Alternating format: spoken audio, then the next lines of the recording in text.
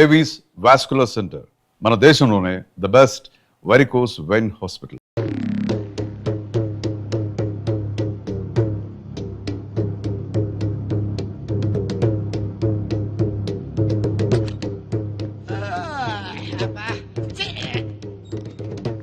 ఏంటి బాబా అర్ధరాత్రి గడి మధ్యలో తరువు? నువ్వు పడుకోవు, ఎవరిని పడుకోనివ్వు. అయినా నువ్వు మధ్యలో వాయించినంత మాత్రం ఆ స్వామి రావడం మానేస్తాడా? ఆ స్వామి గారు నెరవేరకుండా పోద్దా? ఇదిగా ఎందుకు వచ్చింది తిప్పలు గాని నా మాటిని 4 పెగ్గులేసి పడుకో హాయిగా మధ్యలోనే. ఆడు నన్ను చంపడం కాదురా, ఇప్పుడు నేనే నిన్ను చంపుతాను. నీ మంచి కోసం చెప్తుంటే నా మీద కాకెత్తావు బాబు నువ్వు. ఎలాగూ నీ దరుగు దెబ్బకి ఇంక నిద్ర పట్టదు గాని ఆ వ్యాడ్ సిస్టెంట్ బాగా ఎక్కడ పెట్టావు?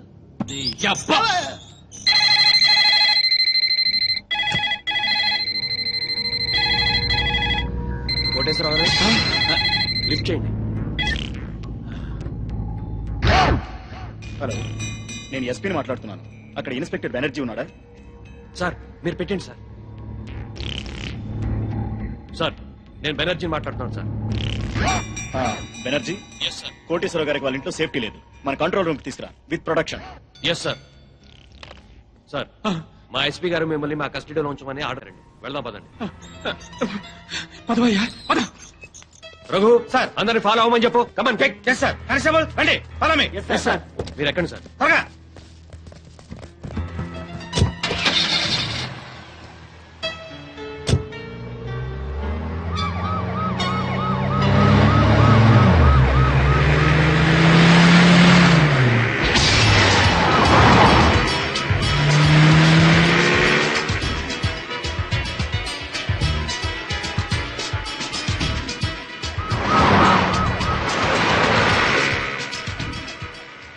పాండు సార్ చేస్తున్నా సార్, మీ దగ్గరలోనే ఉన్నా.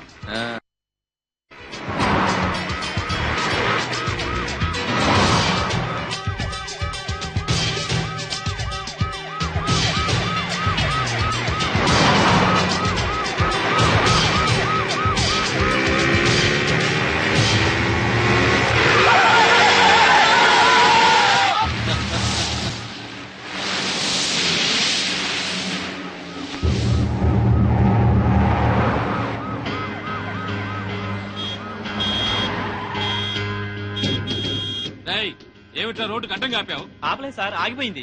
సర్లే తొందరగా అది. అలాగే సార్. 420. Yes sir. వెనకాల 9999 వస్తుందని చూడు. వస్తుంది సార్, మనల్ని ఫాలో అవుతుంది. అప్పుడప్పుడు చూస్తూ ఉండు.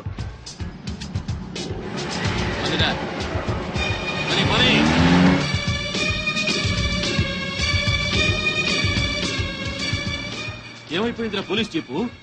కనపడదే? అదే అర్థం కావట్లేదు సార్. పోలీసులు ఎవరు కనపడలేదురా, ఏమైపోయారు?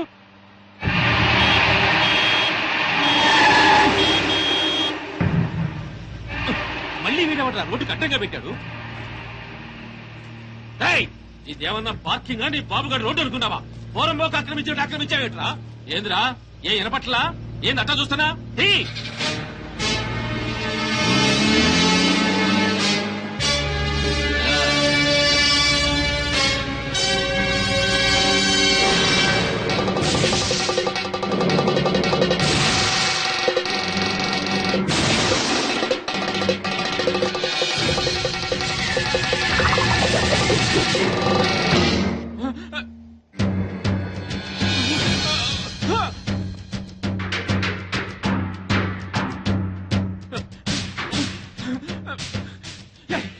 ఎక్కడ తెచ్చారా? నా వెనకాల ఫాలో అవ్వమని చెప్పాను కదా. నీకోసమే వెతుకుతున్నా సార్. ఎక్కడున్నా సార్? నేను ఈ అల్యూమినియం ఫ్యాక్టరీ దగ్గర ఉన్నాను. తొందరగా వచ్చావండి.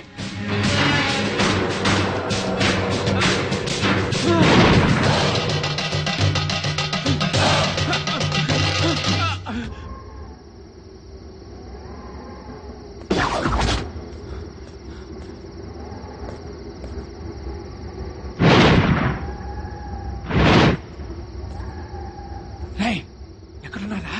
మీరెక్కడున్నారు సార్? ఫ్యాక్టరీ లోపల ఉన్నా.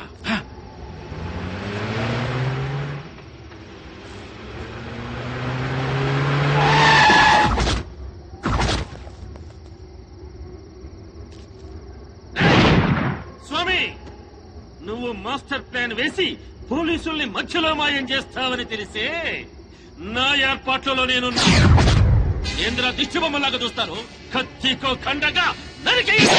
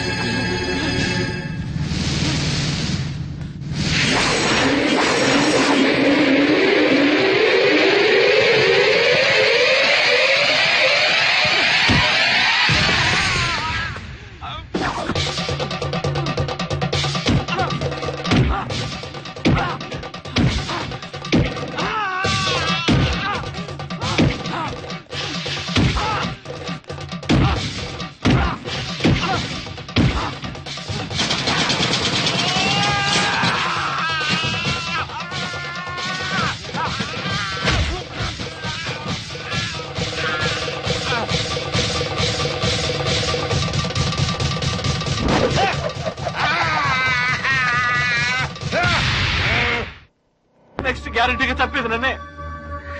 నీ మాట విని ఆ పోస్ట్ మార్టం రిపోర్ట్ తప్పుగా రాసిచ్చి నా ప్రాణం ఎదుగు తెచ్చుకున్నాను రా. వినపడుతుందా? ఇప్పుడు నన్ను కాపాడవలసిన బాధ్యత కూడా నీ మీద ఉన్నవరే ఉమాపతి. నన్ను కాపాడరా. సరేరా, ఇప్పటిదాకా ఈ కేసులో నా మాటే ఉన్నావు కాబట్టి ఇప్పుడు కూడా నా మాటే విని వెంటనే వెళ్ళి ప్రెస్ మీట్ పెట్టు. ప్రెస్ మీటా? ప్రెస్ మీట్ ఏమిటిరా? ఎస్, నేనిచ్చిన పోస్ట్ మార్టం రిపోర్ట్ కరెక్ట్ అయింది కాదు, మిస్టేకన్ ఐడెంటిటీ అని చెప్పి చెప్తే మన వాళ్ళని మర్డర్ చేసిన కేసులన్నీ ఆ మొగుడు పెళ్లాల మీదకి రావాలంటే చనిపోయింది సీతా గీతలను రుజువు చేస్తే చాలరా, వెంటనే వాళ్ళ లోపల. మిస్టేకెన్ ఐడెంటిటీ మూలంగా పోస్ట్ మార్టం రిపోర్ట్ విషయంలో పెద్ద పొరపాటే జరిగిపోయింది. నర్సాపూర్ ఫారెస్ట్ లో హత్యగాయింపబడింది 35 సంవత్సరాలున్న ఆడవాడు కాదు, 17-18 సంవత్సరాలున్న ఆడపిల్లలు. అయితే చనిపోయింది మెడిసిన్ స్టూడెంట్ సీతా గీతలు అయి ఉంటారా సార్? ఏ 100% 100కి 100 చనిపోయింది సీతా గీతలే. No doubt about it. నా వలన జరిగిన ఈ పొరపాటును క్షమించమని ప్రజలకు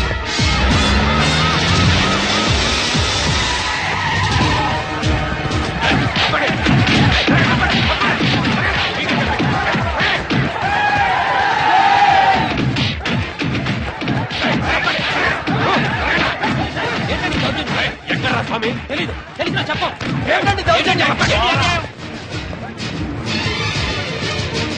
ఎక్కడే నీ మొగుడు? తెలీదు. తెలీదా?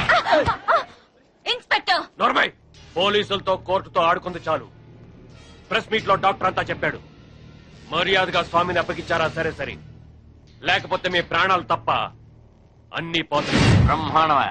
బ్రహ్మాండంగా ఉందా నీ ఐడియా? పోలీసులు ఈ పాటికి ఆ స్వామి గారిని అరెస్ట్ చేసి బొక్కలో వేసి ఎరగుమ్ముతుంటారనుకో. మరేంటనుకున్నావు, మనది క్రిమినల్ బ్రెయిన్.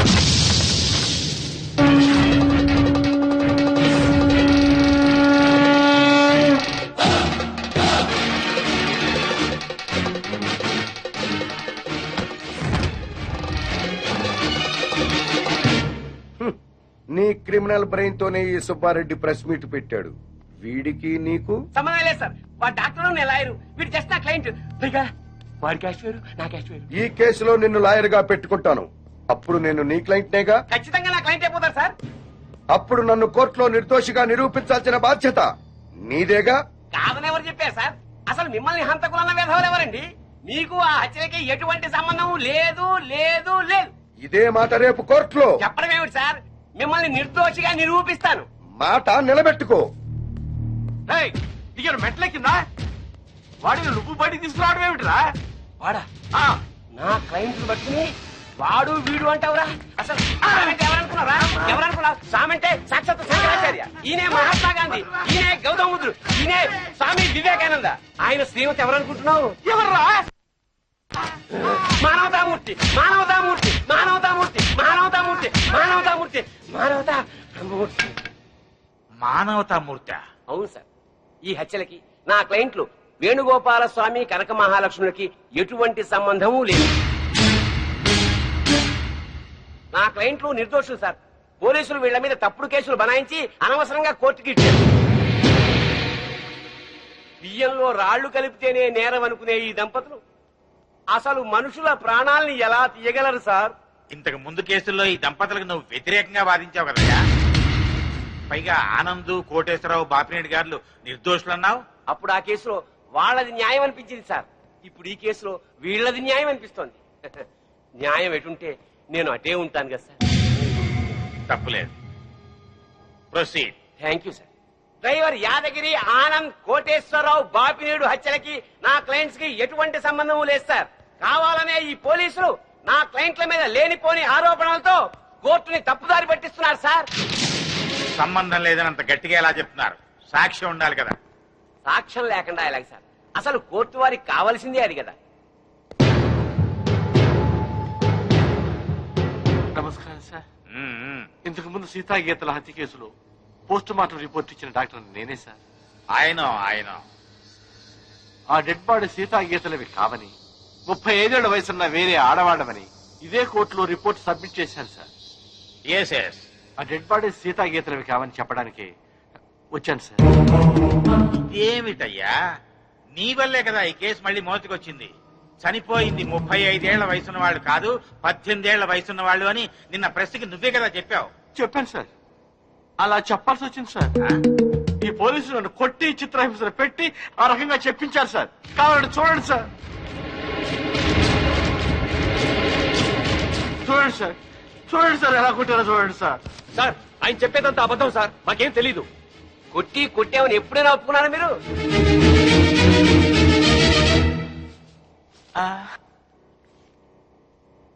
మిమ్మల్ని కొట్టి మీ చేత అబద్ధం చెప్పించాల్సిన అవసరం పోలీసులకే ఉందండి. చాలా ఉంది సార్. మీరేమో నేరస్తులైన సీతాగీతల్ని పట్టుకోమని పోలీసుల మీద ఒత్తిడి చేస్తున్నారు. వాళ్లేమో అడవిలో వీరప్పని దగ్గర ఉన్నారు.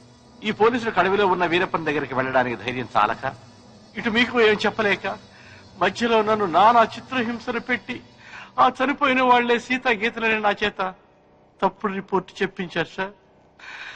ఐఎమ్ సారీ సార్, క్షమించండి సార్.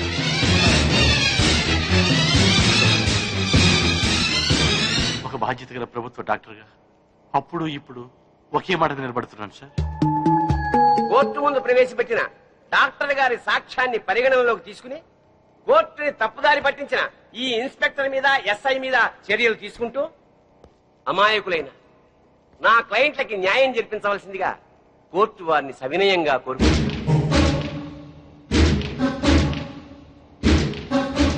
ప్రభుత్వ డాక్టర్ వాంగ్మూలాన్ని, పోస్ట్ మార్టం రిపోర్ట్ ని ఈ కేసులో సాక్ష్యాలుగా పరిగణించి చనిపోయిన వాళ్ళు సీతా గీతలు కాదు అని కోర్టు నిర్ధారించడం అయింది. డ్యూటీని సక్రమంగా చేయని పోలీసుల్ని గట్టిగా మందలిస్తూ అడవిలో ఉన్న సీతా గీతల్ని వెంటనే పట్టుకోవాల్సిందిగా పోలీస్ డిపార్ట్మెంట్ ని ఆదేశించడం అయింది.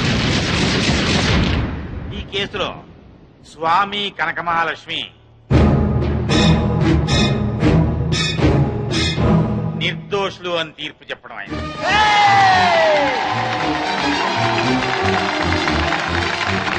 ఆగండి ఆగండి ఆగండి.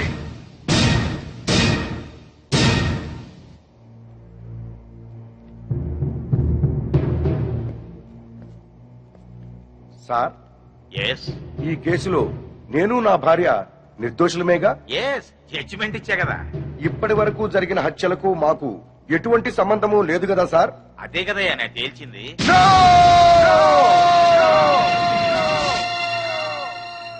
ఆ భగవంతుని సాక్షిగా, ఈ న్యాయస్థానం సాక్షిగా అసలు నిజం చెప్తున్నాను సార్.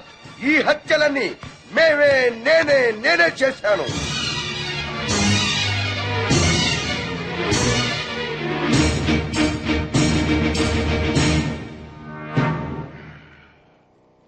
క్షమించండి సార్, నేను నా భార్య కలిసి అందరినీ చంపాం. మేము హంతకులం సార్.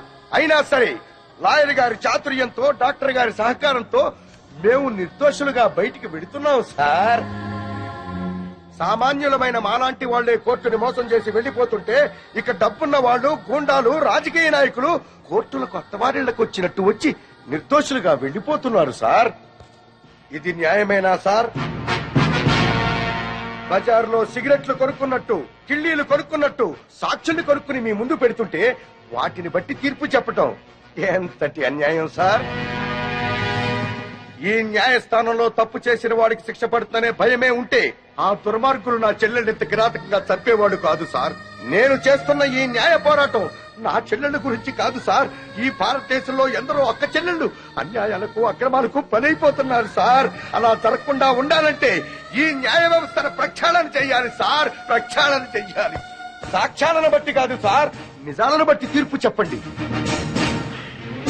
ఆ దేవుడే దిగి వచ్చి మర్డర్ చేశాడని నిరూపించగలరండి కొందరు లాయర్లు. తాము వాదించేది తప్పని తెలిసి కూడా న్యాయస్థానాన్ని తప్పుదారి పట్టిస్తున్న ఆ న్యాయవాదులకు వేయండి సార్ శిక్ష. భారతదేశంలో ఏ రాజకీయ నాయకుడు ఈ కోర్టుకొచ్చి దోషిగా బయటికి వెళ్ళట్లేదు సార్. కింది కోర్టులో శిక్ష పడ్డా పై కోర్టుకు వెళుతున్నాడు, పెద్ద లాయర్ని పెట్టుకుంటున్నాడు, నిర్దోషిగా బయటికి వెళ్లిపోతున్నాడు సార్.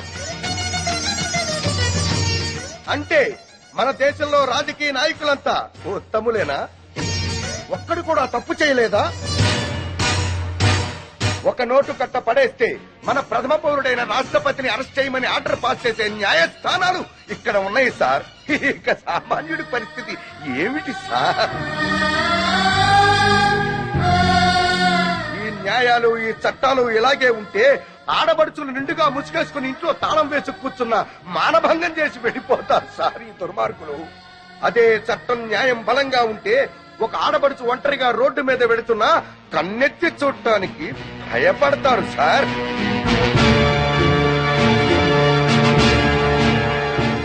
మీ ఐపీసీలో అచ్చు తప్పులు కాదు సార్, కొన్ని అచ్చంగా మాత్రమే ఉన్నాయి. చిన్న పిల్లలు చదివే పాఠ్య పుస్తకాల్లో అచ్చు తప్పులు ఉంటే అదేదో పెద్ద తప్పుగా భావించి వెంటనే వాటిని సరిచేస్తున్నారే.